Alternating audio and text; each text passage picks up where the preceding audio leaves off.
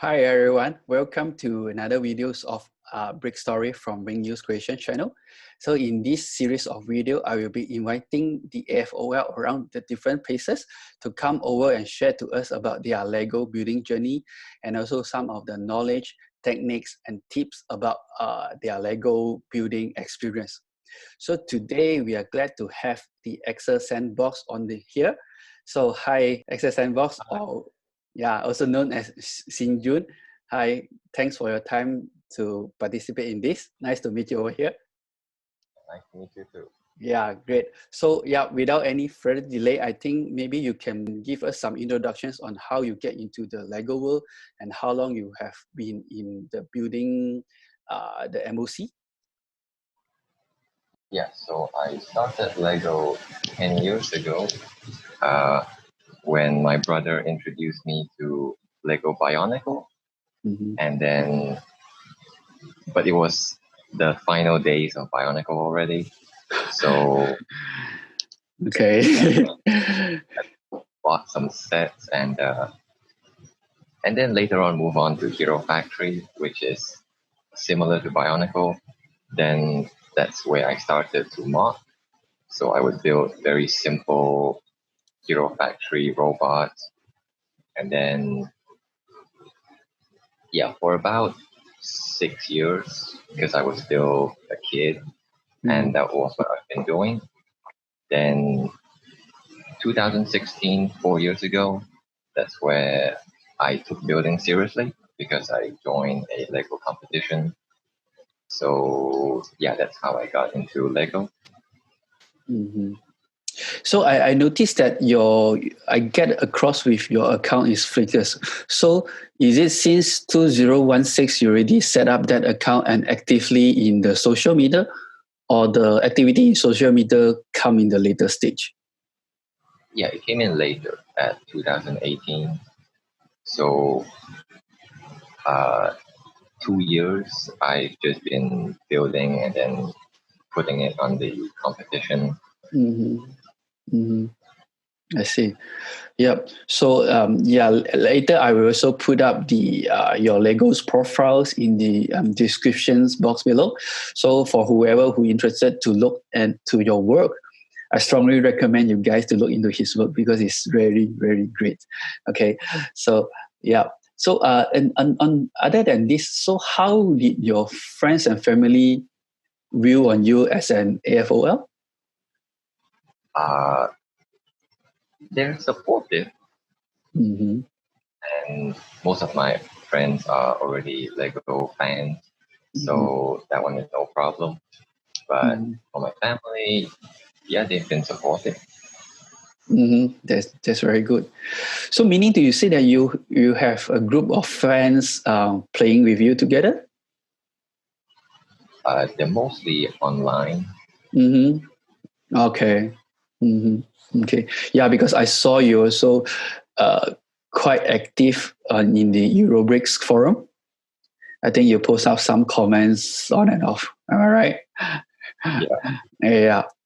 Okay, so you are more to a mocker, the builder stuff, or you are more to a collector, or you're more on both ends?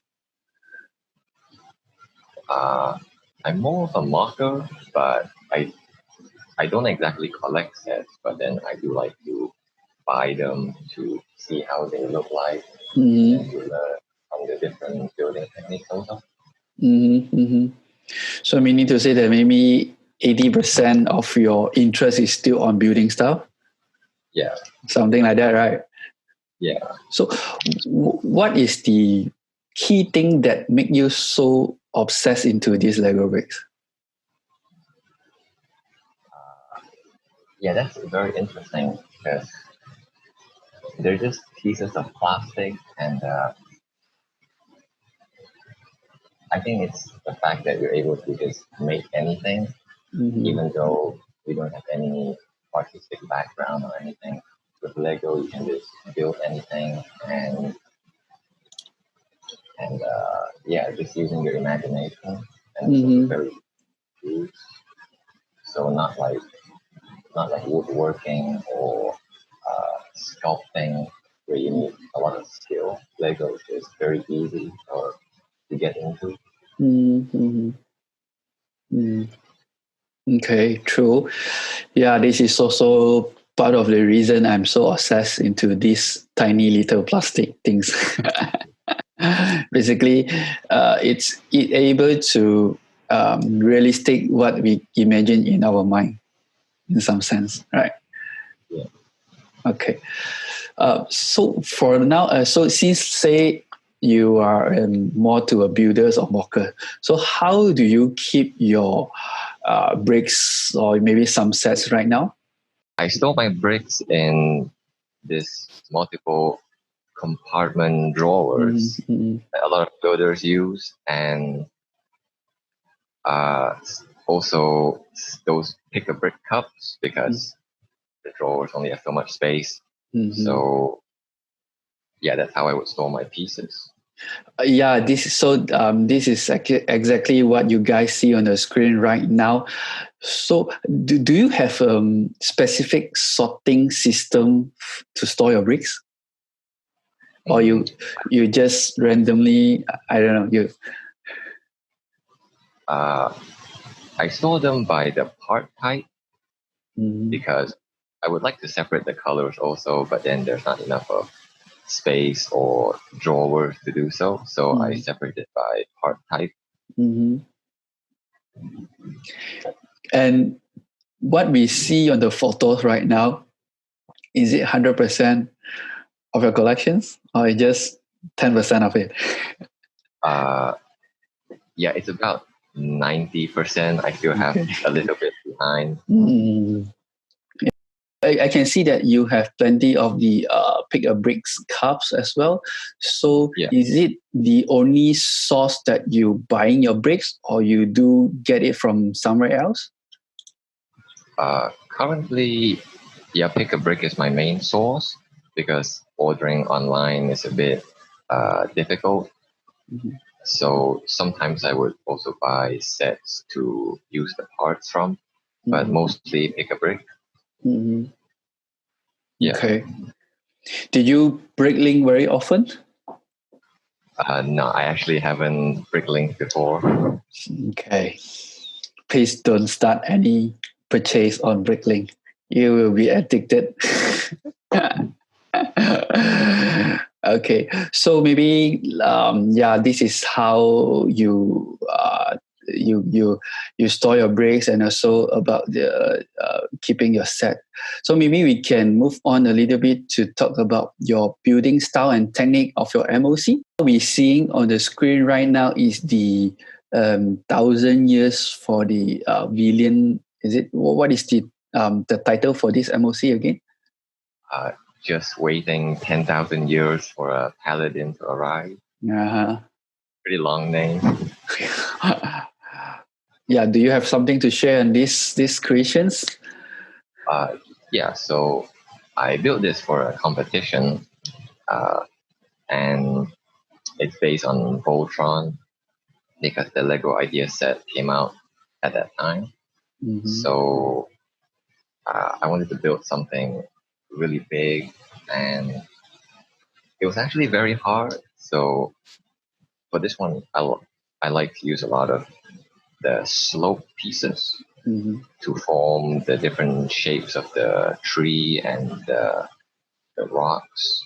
So yeah, using a lot of the curvy bricks. Do you still remember what is the brick count for this build? About 14,000. Okay. Yeah, maybe you can share a bit more to us about your Lego building concept and also technique that you are using. Yes, the techniques I use is I actually use all kinds of techniques to build, but my main way of building is to think of an idea and then I would think of all the other the techniques to make the idea come true. Mm-hmm. So how should I say? There's no particular, there's no single technical style. I would just use whatever I can. I'll just use whatever that is possible to execute the idea. Mm-hmm. Okay. For instance, for these Lego Voltron's competitions, how you develop these ideas out? Meaning to say that what inspired you to come to this final design? So of course, when we do the design, of course we have the initial phase. We think of something, and then it start to change along the way until the end product. So how is this process thought for this particular creation is? So I don't have the picture here, but I was surfing the internet one day, and then I saw a Lego build of a Pikachu, the Pokemon, inside a Pokeball, and inside that Pokeball is all the furniture and all that things. So that was the idea that inspired this build. So it's actually very similar. That there's even a television there, a couch. So in the other one with Pikachu, there's also a television and a couch. So I kind of copied it a bit too much, but that was how the idea came out. Then, so I had to then think of how to modify it. So I turn it into a jungle with the tree and all that, because I wanted to use the green line, so I have to build a forest. So that's how the idea came out. Okay. For this particular creations, which is the first portion that you're doing? Is it inside the tree trunk? Yeah, it's the interior or the furniture and the tree trunk first. Yeah, it's very amazing. I think you have more details photo shares on your Flickr account, right? Yeah. Yeah. So for any viewers who are interested, you can always drop by to his Flickr account to see a higher quality and also more details photos for these creations. So probably I think we can I would like you to share a little bit more on the Ford Mustang competition as well. You have something to share on that? Yeah. So this was also for another competition, and this time I wanted to build something even bigger than the last time. So right from the start, I already had the idea of a lake and then the car driving through it. So so I started designing the car first, and then which also took quite some time. So I didn't have that much time to design the whole lake, and it was actually really challenging in a way that it just used up a lot of time having to put bricks because there's so many. So I just have to keep putting and putting. So there's not a lot of variation in the design. It's just very repetitive. So that took a long time also. So it's just a lot of repeating patterns and shapes.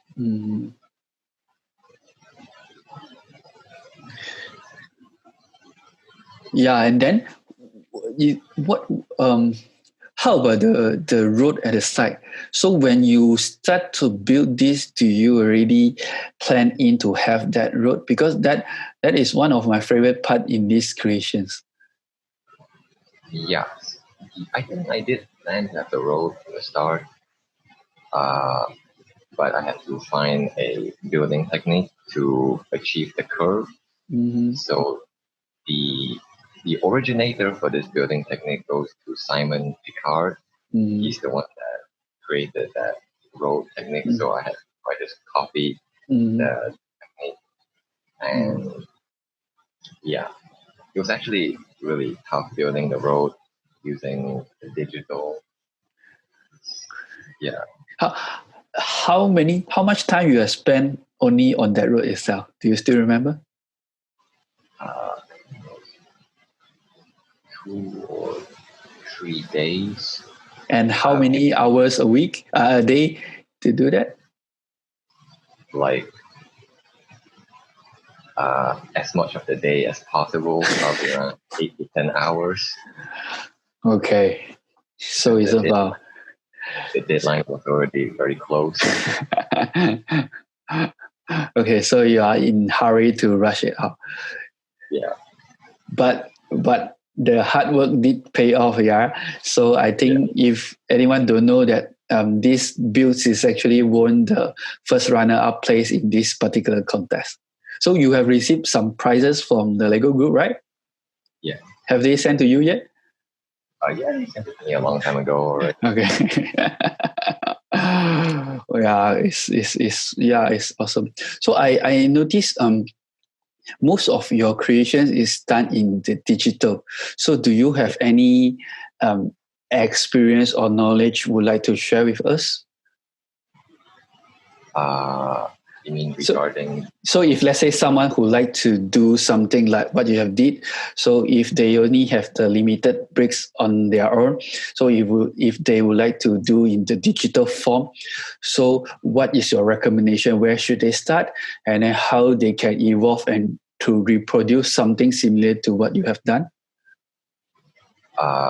So I think they should start small, because when you're working digitally, you have unlimited bricks in any color that you want. So beginners can get sort of stuck because they don't have the limit anymore. So it can be overwhelming. They don't know what to build. So I would recommend that they start small, and then they get bigger and bigger from there as they improve. Okay, so what is the main software they are using for your digital build? Main software, I use Lego Digital Designer. So I've been using that for about 5 years, I think. Okay, and then what is the software that you use for the rendering? I use Blender, a 3D software. Yeah, I think so far as I know, I think Blender is one of the best rendering software to produce this kind of 3D illustration out from the software. It's actually quite real, very close to real, I would say. Yeah. It's also free, so that's a good thing. Anybody can download it. Is it very hard to master the software? Yeah, depending on what you want to do, it can be very hard to master. Even I have not. I'm still quite a beginner, but for rendering Lego creations, it's not that difficult.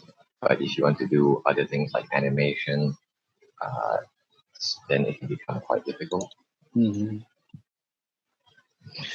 I don't think you consider a beginner over here. Because just judging based on your work, I think I would say it's a master level for me.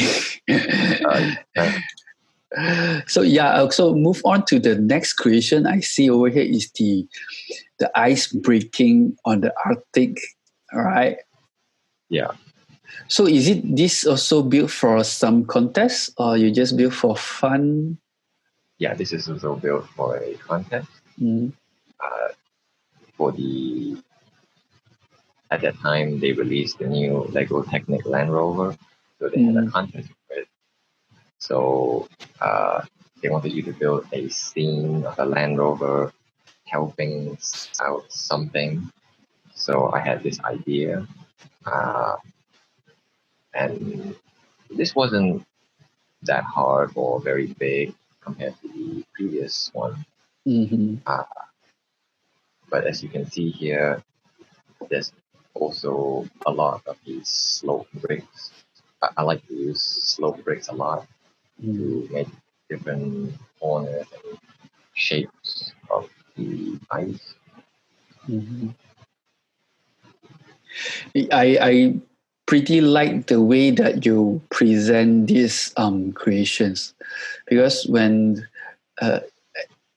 actually I feel it's quite realistic, because when you trying to break the ice, then this is the shape of the ice breaking that you would be anticipating.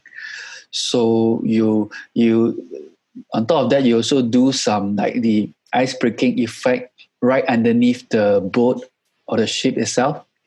So it's actually enhancing the effect even more. Yeah. And based on the last few creation that we just talked about, I noticed that you quite good in doing the color selections. So I think as a builder, some of the time we face a difficulty to choose a correct or very nice colors or very harmony color grades a lot for the entire creation. So sometimes, let's say you see the sand green itself is very nice on a brick, but then when you put onto your creation, somehow it just didn't jive together. So do you what is the methodology that you use over here? Do you use try and error, or do you have another way to do the color selections for your creations? It's a lot of trial and error, but then I do have to follow some principles of the way color combination. That helps a lot. But what is the color principles that you're using? Like blue and orange, they're like opposite colors, but if you mix them, they can also look pretty good. So the way you combine colors, I think there are some, if you like Google color combination or color theory, there's a lot of this that they can explain. Another helpful thing is that, like for this icebreaker scene, for example, there's a lot. Sorry, what again? Can you repeat? For this icebreaker scene, there's a lot of white color, and then the water is also dark blue. So because ice is always white and water is always blue, so I can't change it. So I use that as a sort of starting point. So the boat and then the car, I would adjust the colors according to the ice and the water, so that can help me narrow down the colors that I can use. Okay, so after your explanation like this, no wonder now I'm looking back to the photos again. So no wonder I can sense that the vehicles or the transports, it's quite stand out from the eyes. So meaning to say that you have put some thoughts on what is the colors choosing on the vehicle, and not just the environment, just to make it to be stand out. Yeah. So this is something I quite like it as well. That's also one good thing about building in digital. You can just change the color anytime. You don't have to buy the art. Yeah. So when you what is the final judging point for you to make a decision to choose that color? I would just like trial and error, and then I would just keep looking at it, and the thing is, the color can always be different and it'll still look good. So I just use the color based on what looks best to my eye. It might not be the best color choice, but it's what I think is the best for my eye. Do you get some advice from the third eye or somebody else? Well, I normally look at a lot of other people's works to find inspiration on these sort of things, like what colors they use. So I would sometimes follow them. Okay. Yeah, I think